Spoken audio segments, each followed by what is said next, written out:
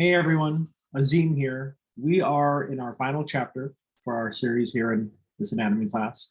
We are in chapter 28, the reproductive system. We'll be talking about the different layers of the reproductive tract, the roles that they play in sperm production and ejaculation and or ovulation and pregnancy. We'll trace a path of sperm, the potential path that sperm could take from spermatogenesis in the testes on its way to fertilization in the uterine tubes.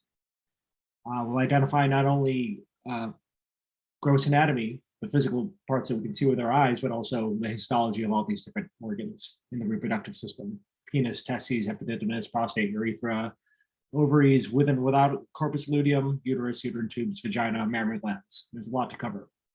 So let's get started. Before we start talking about structures, I want to talk a little bit about sex versus gender, identity, and expression. In everyday language, we tend to use words like male, female, men, women, boys, girls, but not all those words exactly mean the same thing. For instance, there's a difference between gender identity, how someone sees themselves, their expression, how masculine or feminine or other that person expresses themselves. Sex assigned at birth, just physically what a person looks like, what a baby looks like at birth, or even what chromosomes they have, but even that chromosomes don't necessarily dictate what a person looks like. They often do, but it doesn't always. And then physical attraction is physical and emotional attraction is something completely separate that we definitely don't have time to talk about here, but it's still an important discussion. What we're going to focus on in this class is the sex assigned at birth, and also what parts people have as adults, and that can change, whether it's because of changes in hormones or surgeries or whatnot. So I just want to recognize that there's people who are female, people who are male, and people who are somewhere in between. They're intersex. And intersex people aren't necessarily have like one specific part, like a penis or a vagina. It could be a mix of parts. Or someone who identifies as male doesn't necessarily have all the male parts. It can be complicated, is my point.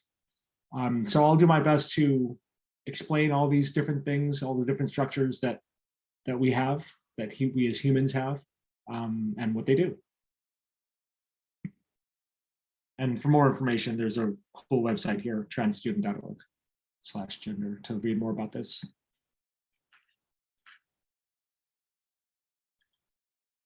Weird analogy time. Eggs inside of ovaries, they're a lot like fruit. There's a window of time when eggs are ready for fertilization. Just like fruit, you know, when it's growing, it's not ripe enough. At a certain time, it's perfectly ripe, and then at a time after, it's overripe and will just decay. Much like fruit, an egg has a period of time, and the uterus as a whole has a period of time when it's just right for fertilization. If you don't meet that window, then you can't conceive the baby. And we'll talk about how different parts of the reproductive system of people who have a uterus can grow and develop a lining that's rich and nutrient-rich, blood vessel-rich, but if there's no pregnancy, then that lining will shed, and that's what menstruation is. That's what having a period is. When it comes to sperm, though, the journey for sperm to make it to an egg is an arduous one. It's much like this Oregon Trail. If you've ever played that game, it's a fun game. Sperm need all the protection that they can get on their way to potentially fertilize an egg. Majority of sperm will not make it to an egg. Let's say ejaculation does occur into a vagina. Sperm have to deal with the acidic environment of the vagina. They have to deal with not having enough nutrients. They have to deal with all kinds of things attacking them. So on their journey, just like an Oregon Trail, you need to prepare for your arduous journey. You need to, in an organ trail, you need to get clothes, you need to get bullets to hunt, you need to get all these other things, not that sperm hunt, but you need to have protective things. So we'll talk about reproductive organs like the epididymis, the prostate, and seminal glands, and the bulbal urethral glands that provide support and supplies for the sperm for their difficult task ahead, their difficult journey ahead.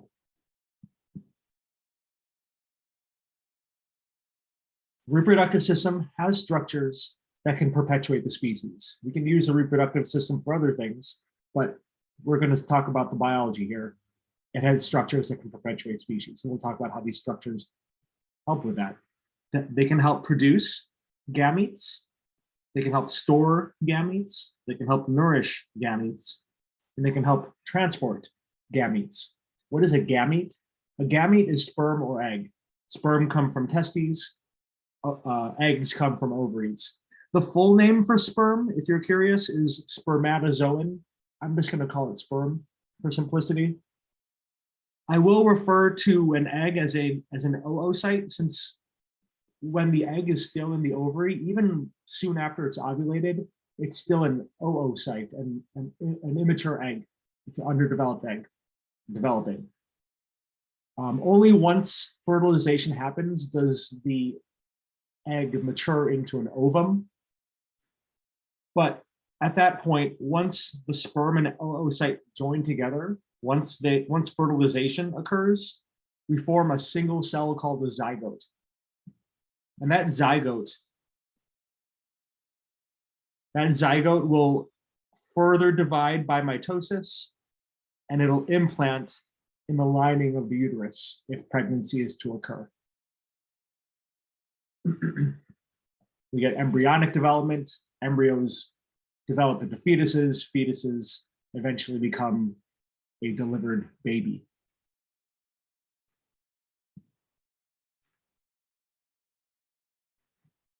So let's talk about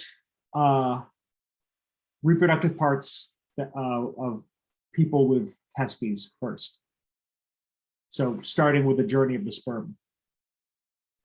So sperm develop in testes. Testes are organs that hang inside of a scrotum. The scrotum is a sac of skin. It's a sac of skin that can change shape to accommodate for temperature. It's important that temperature is lower than body temperature for sperm to properly develop. And so, yeah, that's why testes are found outside of the abdominal pelvic cavity. This is a unique way that we store organs. It's outside of the cavity. To have it attached outside of the pelvic cavity, we need a spermatic cord. A spermatic cord is this long structure that passes from the pelvic cavity to the outside. You can also see it in this cadaver picture here. It's passing through into the body here. The hole through which this cord passes, it's called the inguinal canal. Use a different color. The inguinal canal is the hole through which this cord passes through. Inguinal means groin, so this is a canal in the groin area. This allows for connection of the scrotum to the pelvic/peritoneal cavity. What is contained within the spermatic cord? You've got sperm ducts, so we'll talk about the pathway that sperm takes.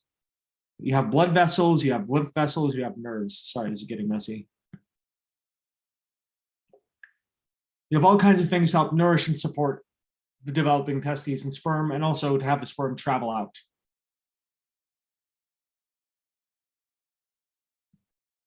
So testes are connected to the rest of the body by the spermatic cord.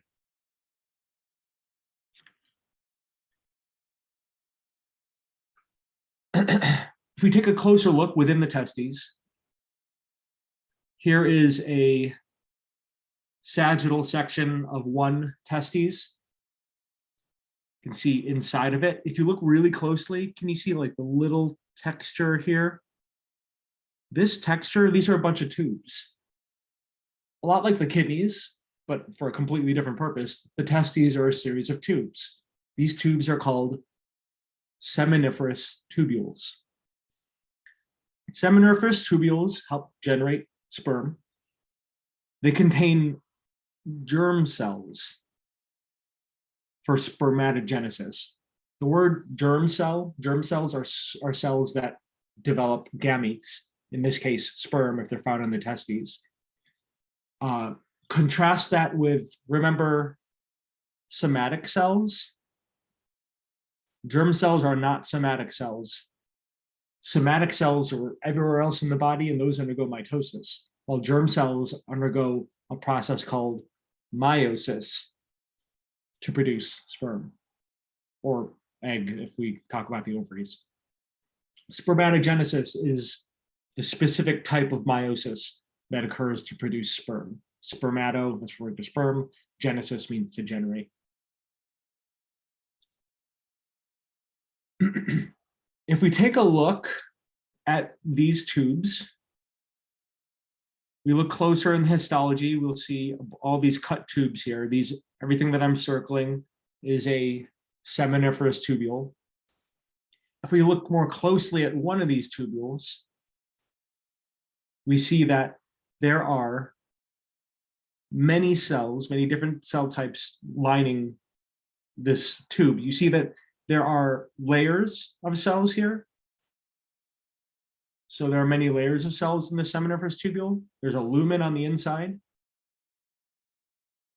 The cell that is, just a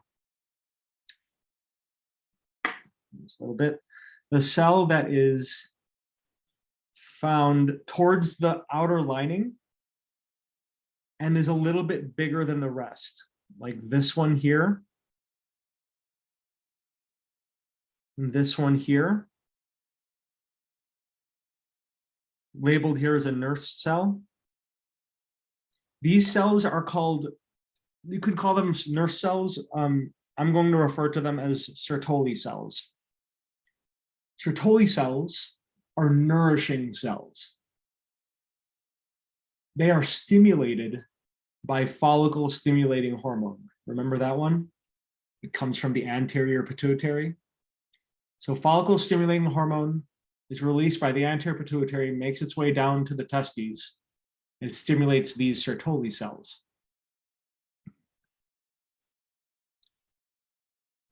When Sertoli cells are stimulated, they release something. Don't worry about the specific chemicals that they release, but they release something that stimulate the neighboring cells. Most of the neighboring cells that you see down here in the bottom left that I'm circling with orange, most of the neighboring cells that you see here are spermatogonia.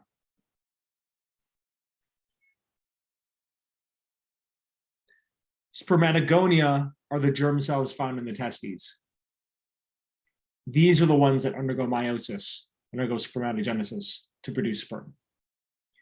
And so it'll go through stages of cell division. We're not going to go over the specific details, but we go through stages of cell division towards the lumen until we produce sperm.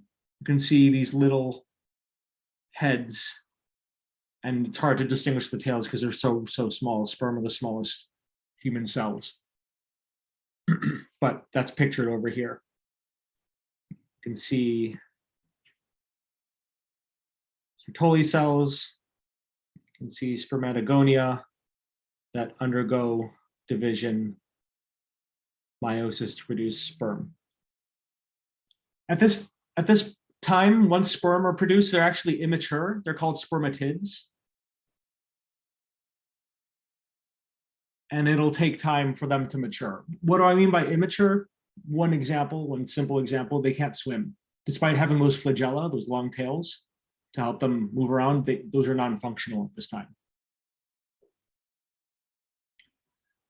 I want to point out that we've seen the testes before, but we talked about it as an endocrine gland. Those endocrine cells are the Leydig cells. Remember, the Leydig cells are found outside of the tubules. they're related to sperm production, but they are not directly causing sperm production. Testosterone helps with this whole process, but the direct cause of sperm production is follicle stimulating hormone to Sertoli cells. Sertoli cells stimulate spermatogonia. Spermatogonia undergo meiosis, undergo spermatogenesis. See more Leydig cells here.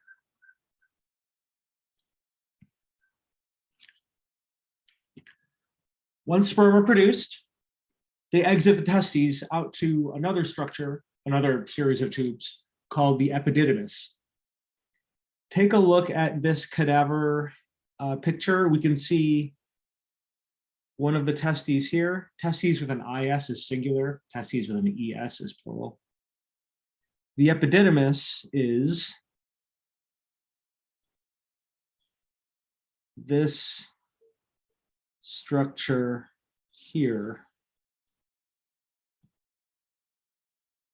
That's roughly, maybe a little higher. That's roughly the epididymis. If you look at this animation at the far right, far top right, you can see this movement.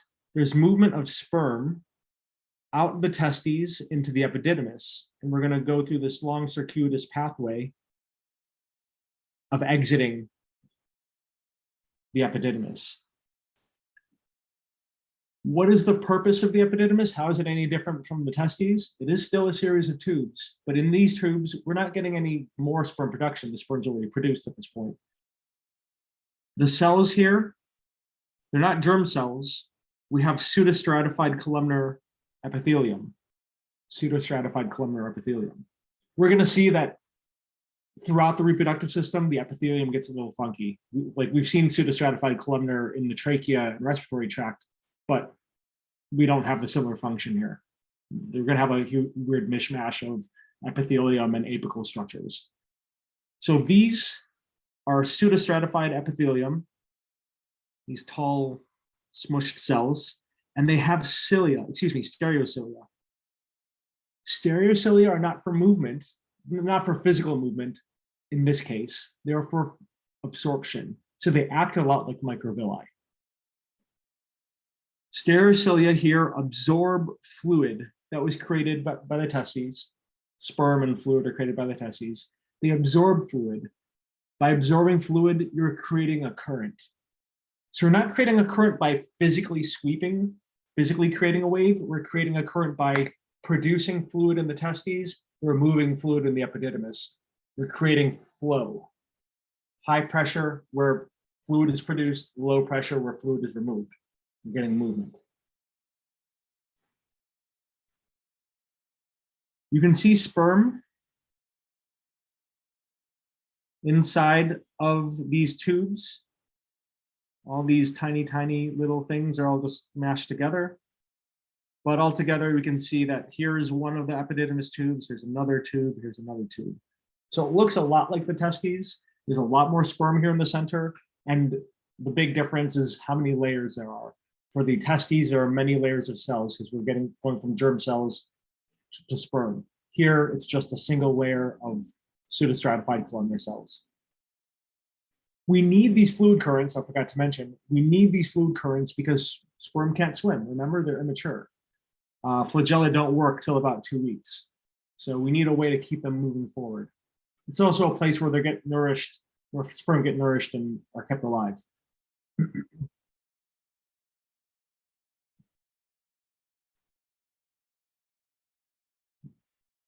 Take a look at the bottom right. We've started here in the testes. We then traveled through the epididymis. And now we're making our way up this way. We're going up that spermatic cord into the body, into the pelvic cavity, up and around the urinary bladder. For reference, the urinary bladder is this structure here.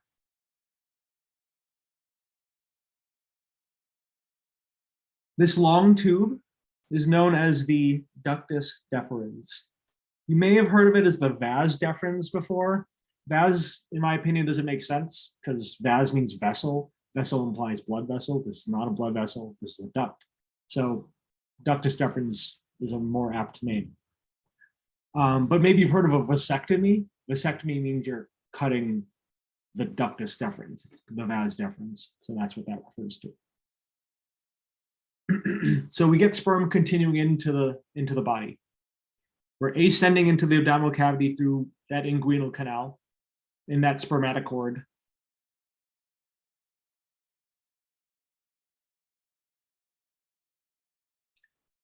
It goes up and around the urinary bladder and ureter. Take a look at this top right picture. This is a posterior view. You can see the ductus deferens come in on either side. It's wrapping on top of the urinary bladder, the superior portion of the urinary bladder, kind of looping through each ureter. You can see the ureters on either side here. And then they converge. These ductus deferenses converge at this single point right here. And we'll talk about that next step in a second. But the point at which they converge on a gland called the prostate. We'll get to the prostate next. You can see the prostate right here. We still have pseudostratified columnar epithelium lined with stereocilia. We can see that here. Here is our epithelium and our histology.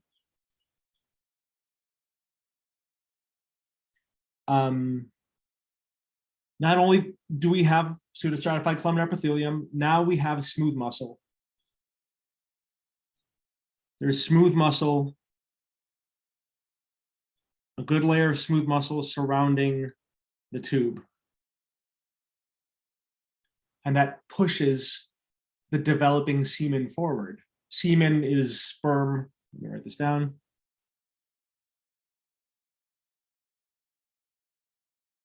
Sperm plus fluids, fluids that nourish and protect. That's semen.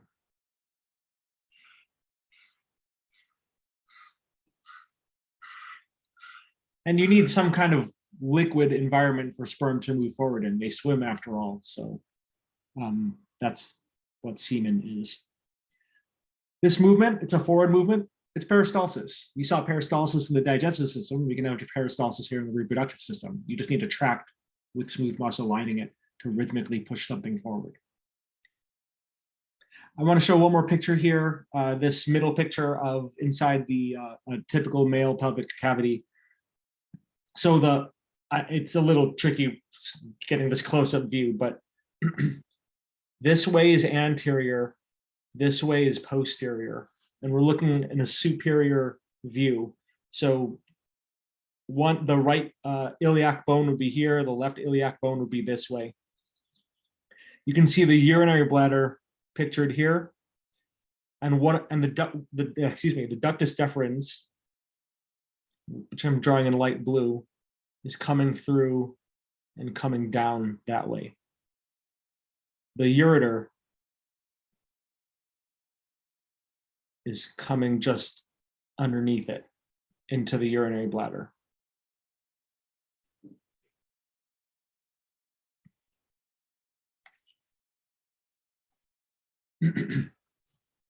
Before the ductus deferens reaches the prostate, we get more fluid production into the semen.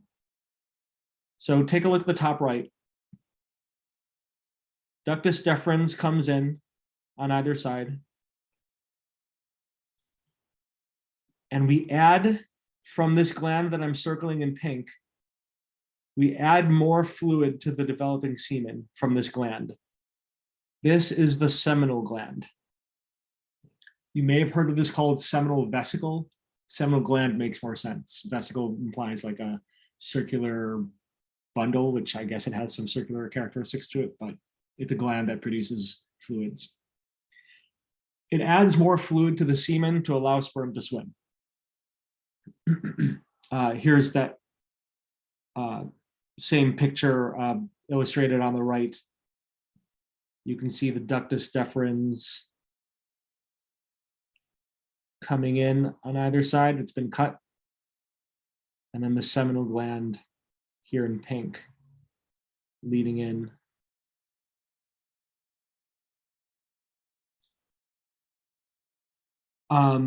It adds fluids during ejaculation. You need more fluid to ensure that sperm can exit during ejaculation. This is also lined by pseudostratified columnar epithelium, surrounded by smooth muscle. The difference is with the ductus deferens, we just had a singular tube. Here, with the seminal glands, it's got a lot of little small lumens.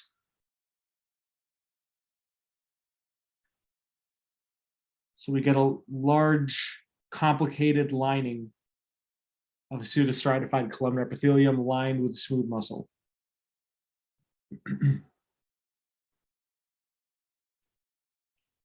In our diagram, this is the ductus deferens, and over here we have the seminal gland.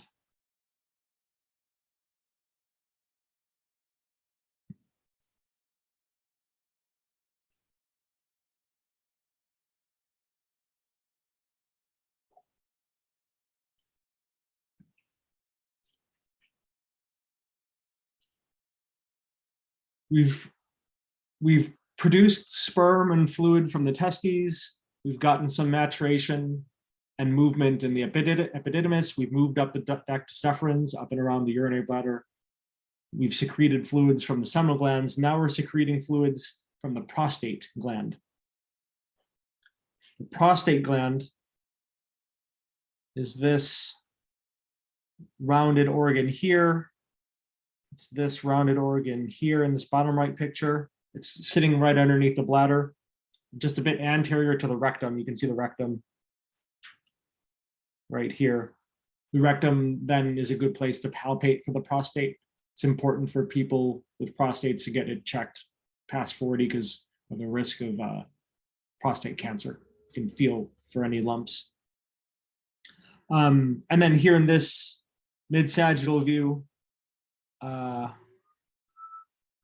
you can see the ductus deferens coming in.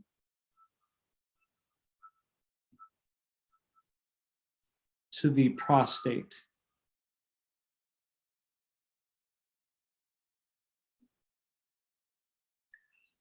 What different fluids is the prostate adding? It's adding enzymes that help prevent semen, adds enzymes to the semen to prevent sperm from coagulating. To coagulate means to clot, so we're preventing them from clumping together and being ineffective. The way that this looks under the microscope, we have, again, pseudostratified columnar epithelium. We have ducts and acini. You can see this is an acinus with that epithelium, and we're secreting into that space. Once again, we see smooth muscle to help push fluid out of the glands. There's dense irregular surrounding and protecting the gland. We'll also see, because of its location, let me clear my drawings. Because of its location, it's directly connected with the urethra. What I'm coloring here in blue is urethra. Because it's connected, or because the urethra is passing straight through it, we'll see the urethra in a lot of histology that we'll be showing for this prostate gland.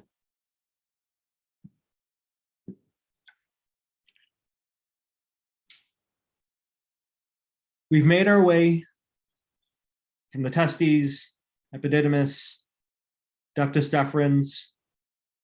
We secreted some stuff from the seminal gland, from the prostate, At this point, we're now in the urethra. And now we're going to secrete once more our last secretion stop from the bulbourethral gland. You might see it called Cowper's gland, bulbourethral, same thing. What this secretes is a sticky and alkaline mucus. We've seen this before. Where have we seen the release of alkaline basic mucus, like something that can neutralize acids? We have that in our salivary glands. So salivary glands, specifically sublingual, and the bulbourethral glands are very, very similar. Even under histology, you can see the groupings of mucus cells. Groupings of mucus cells that produce and release mucus, as well as a way to neutralize acid and provide lubrication for the sperm. We need to neutralize acid because of the acidic environment of the vagina. If sperm is to survive and make its way to fertilize an egg, it needs to survive the acidic environment.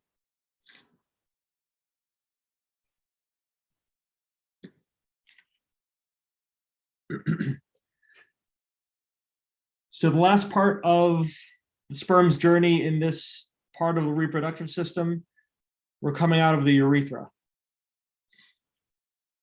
The urethra, in relation to reproduction or the reproductive system, carries semen out of the penis during ejaculation.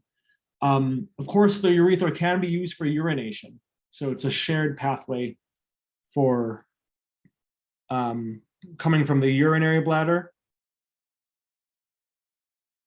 It's a shared pathway, at least from the point of around where the prostate is. You can see in this cadaver picture,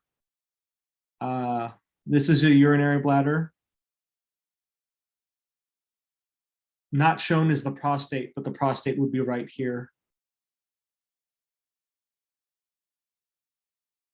And we get movement of ejaculate, of semen, out the penis. The type of epithelium that the urethra has, it varies depending where we are along the path. If we're closer to the prostate / urinary bladder, it's going to be transitional epithelium. So more towards this region, which makes sense because we're transitioning away from the urinary bladder. The urinary bladder is also transitional epithelium. If we're in the middle portion, just past the bulbourethral gland, roughly in this region, it's going to be pseudostratified columnar to help absorb some fluids and help with some movement, but a lot of that movement is going to be because of muscular push, the ejaculation reflex. But by the time we get towards the end of the penis, the distal part of the penis, it will be non-keratinized stratified squamous. In this picture, the histology picture provided, this is pseudostratified columnar. So this is more towards the base of the penis. And of course, we need non-keratinized stratified squamous epithelium because it's near an orifice. Anything near an orifice, there's friction. To reduce damage from friction, we need cells that can slough off, that can die.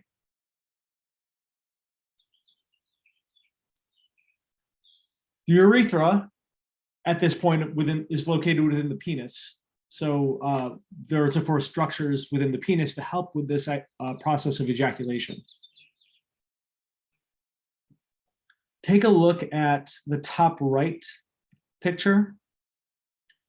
In this illustration of the penis, we can see that here in purple, which I'm outlining in pink, there are these two chambers, two spaces on either side of the penis on the dorsal side. These are called corpora cavernosa, literally cavernous bodies. Corpora means bodies, cavernosa means cavernous, it has lots of space. What this space is erectile tissue. It can fill with blood. During the erection reflex, which is a parasympathetic reflex, Arteries can dilate. Arteries found within these spaces can dilate. They can open up, vasodilation, and blood can flow out and block blood from exiting. So we're trapping blood in these regions of the penis. Well, let me show you in this cross section first. Here is a cross section of the penis. These regions that I'm circling are corpora cavernosa, singular corpus cavernosum. These areas have blood vessels in the center, which can vasodilate and fill this area with blood. So there's specialized regions of erectile tissue. In the histology above, this way, color, nope. This way is the ventral side. This way is the dorsal side. I know that because when we look at this cadaver one, this way is ventral. The urethra is ventral. This way is dorsal. You can see the urethra in this histology. This urethra is always jagged looking. It's not a perfect round tube, it's more jagged looking. And you can see the corpora cavernosa on either side here. While you want these two areas, these two regions, the corpora cavernosa, to fill with blood during erection and ejaculation, you don't want the urethra to fill up with the area surrounding the urethra to fill up with blood. If the area surrounding the urethra filled up with blood, you'd compress the urethra and nothing would come out. You'd defeat the purpose of ejaculation. So the area around the urethra needs to be spongier. It needs to be bouncier. The tissue that surrounds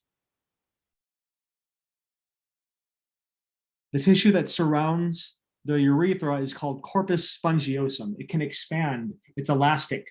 It can expand with the outflow of urine or semen. So I'm circling it here in this cadaver picture, surrounding the urethra over here. And it would be the underside of this three-dimensional illustration down here. Corpora cavernosa surround blood vessels. Corpus spongiosum, just one of it, surrounds a urethra.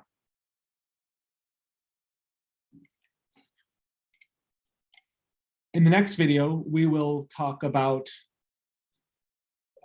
anatomy with ovaries and uterus and that reproductive system, common to females. So we will see you in the next video. Please let me know if you have any questions. Yeah, I'll talk to y'all later.